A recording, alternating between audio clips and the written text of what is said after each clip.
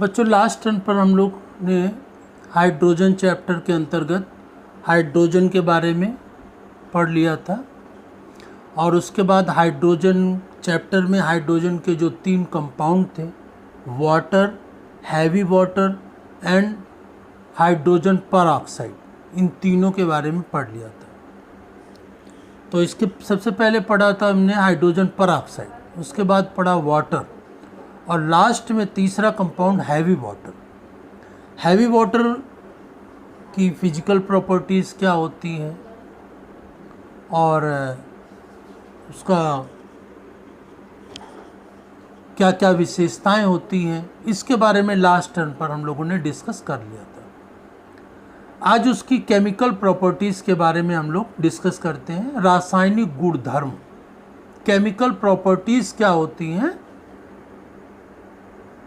Heavy water की या भारी जल की। इसको हैवी वाटर या भारी जल क्यों कहते हैं? क्योंकि इसका मॉलिक्यूलर वेट, अणु भार, सामान्य जल से ज़्यादा होता है और इसके बारे में लास्ट टर्म पर हम लोगों ने विस्तार पूर्वक डिस्कस किया था कि हैवी वाटर को हैवी वाटर क्यों कहते हैं, भारी जल को भारी जल क्यों कहते हैं। तो आज इसमें कुछ रिएक्शन पढ़ लेते हैं हैवी वाटर या भारी जल की। तो भारी जल में क्या होता है? भारी जल को क्या कहते हैं? D2O, ड्यूटीरियम ऑक्साइड क्या है? भारी जल। जल क्या होता है? H2O। जैसे यहाँ H2O कर ले तो सामान्य जल और D2O कर दे तो भारी जल। तो ये क्या है? भारी जल है। तो जैसे जल की क्रिया होती है किसी भी चीज़ से और वो चीज़ बनती है कोई भी चीज़, उसी तरीके से सेम टाइप इसमें हैवी वाटर से होगा, बस जहाँ H लगता था वहाँ पर D लग जाएगा। D मतलब ड्यूटीरियम, जहाँ भी D लगा हो, D का मतलब है ड्यूटीरियम। और ड्यूटीरियम क्या है? हाइड्रोजन का समस्थानिक या आइसोटोप है। हाइड्रोजन के 3 समस्थानिक, प्रोटियम, ड्यूटीरियम, ट्राइटियम। तो ड्यूटीरियम हाइड्रोजन का समस्थानिक या आइसोटोप है। आइसोटोप का मतलब क्या होता है? जिसका एटॉमिक नंबर सेम होता है और इसका एटॉमिक मास डिफरेंट होता है। तो सामान्य हाइड्रोजन का एटॉमिक मास 1 होता है और ड्यूटीरियम का 2 होता है। तो इसका वेट ज़्यादा होता है, इसीलिए इसको हैवी वाटर कहा जाता है D2O में। तो सोडियम की D2O से रिएक्शन कराते हैं तो यहाँ क्या बन जाएगा? NaOD plus DT। D2 क्या है? ड्यूटीरियम। जैसे वहाँ H2 बनता, हाइड्रोजन होता, तो अगर यहाँ H होता तो वहाँ H2 बन जाता। ऐसे ड्यूटीरियम है तो D2 बन जाएगा ड्यूटीरियम, और यहाँ पर NaOD बन जाएगा। ये बेस होगा, क्षार होगा। इसी प्रकार की कैल्शियम की ड्यूटीरियम से रिएक्शन कराते हैं D2O से, तो क्या बन जाएगा? CaOD का होल ट्वाइस। H होता तो H लग जाता और ड्यूटीरियम है तो DO2। ये भी क्या होगा? बेस। कैल्शियम की वैलेंसी कितनी होती है? 2, तो 2 इधर लग जाएगी और ये OD की 1, तो इधर कुछ नहीं लिखेंगे और क्या बन जाएगा? D2। D2 मतलब कि ड्यूटीरियम होगा यहाँ पर। इसी के पश्चात Na2O, ये क्या होगा? मेटेलिक ऑक्साइड, धात्विक ऑक्साइड। तो D2O मेटेलिक या धात्विक ऑक्साइड है। इसकी रिएक्शन हैवी वाटर से कराते हैं तो क्या बन जाएगा? NaOD। ये भी क्षार होगा। जैसे यहाँ H होता, NaOH तो भी क्षार होता है और D हो गया तो भी क्षार है, उसी का समस्थानिक है, बेस है। इसी प्रकार से कैल्शियम ऑक्साइड, यह भी क्या है? मेटेलिक ऑक्साइड, धात्विक ऑक्साइड। इसकी रिएक्शन D2O से कराते हैं तो उसी तरीके से क्या बन जाएगा? CaOD का होल ट्वाइस। और इसी प्रकार से आगे देखते हैं फास्फोरस पेंटॉक्साइड की रिएक्शन D2O से कराते हैं तो क्या बन जाएगा? Deuterium phosphate. P4 क्या होता है? फॉस्फेट। और D क्या है? ड्यूटीरियम, तो ड्यूटीरियम फॉस्फेट। यहाँ पर फॉस्फेट की वैलेंसी 3 और ड्यूटीरियम की 1 होती है, तो P4 तो फॉस्फेट का होता है तो 1 इसके ऊपर लगाएंगे तो ड्यूटेरियम फॉस्फेट बन जाएगा। इसी प्रकार सल्फर ट्राईऑक्साइड की रिएक्शन हैवी वाटर D2O से कराते हैं तो क्या बन जाता है D2SO4। D2SO4 क्या है? Deuterium sulphate, deuterium sulphate. इसी के बाद आगे देखते हैं कि कैल्शियम कार्बाइड CaC2 की रिएक्शन कराते हैं हैवी वाटर से तो क्या बन जाता है CaOD का होल ट्वाइस। जैसे ऊपर बना था ये वैसे ही ये बेस बन जाएगा और C2D2 बन जाता है। अगर यहाँ H लगा दें तो C2H2 होता है। C2H2 क्या होता है? एसिटिलीन होता है। तो इसका नाम भी क्या होगा? एसिटिलीन। लेकिन इसमें D लगा है तो ड्यूटेरियम एसिटिलीन हो जाएगा, ड्यूटेरियम एसिटिलीन।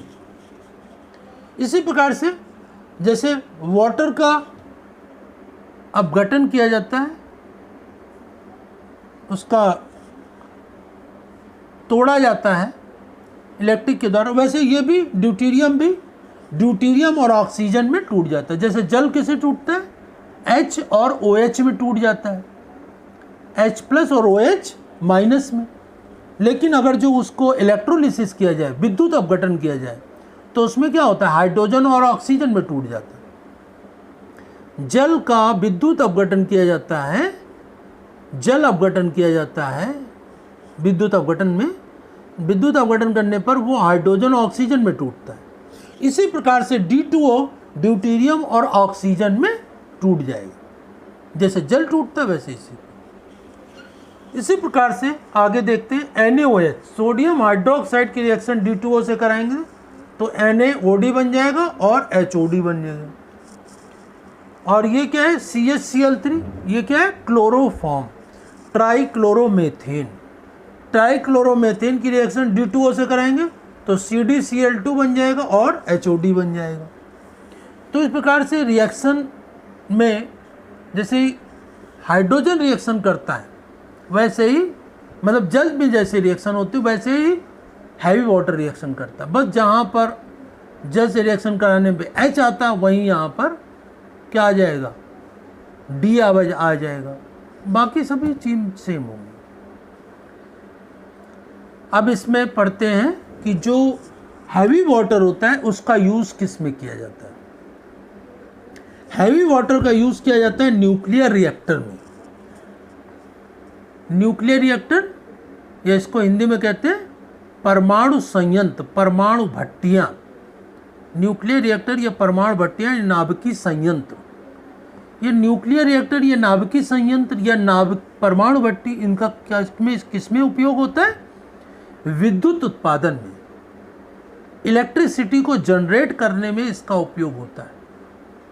जहाँ जहाँ भी न्यूक्लियर रिएक्टर लगे हैं, नाभिकीय संयंत्र लगे हैं, वहाँ पर विद्युत का उत्पादन, इलेक्ट्रिसिटी जनरेट की जाती है।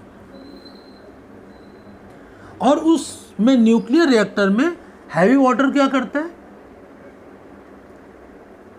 हैवी वाटर क्या करता है? हैवी वाटर का काम होता है कि जो ये इस न्यूट्रॉन इसमें यूज़ होता है न्यूक्लियर रिएक्टर में, तो जो न्यूट्रॉन होता है, न्यूट्रॉन का अटैक यूरेनियम पर होता है।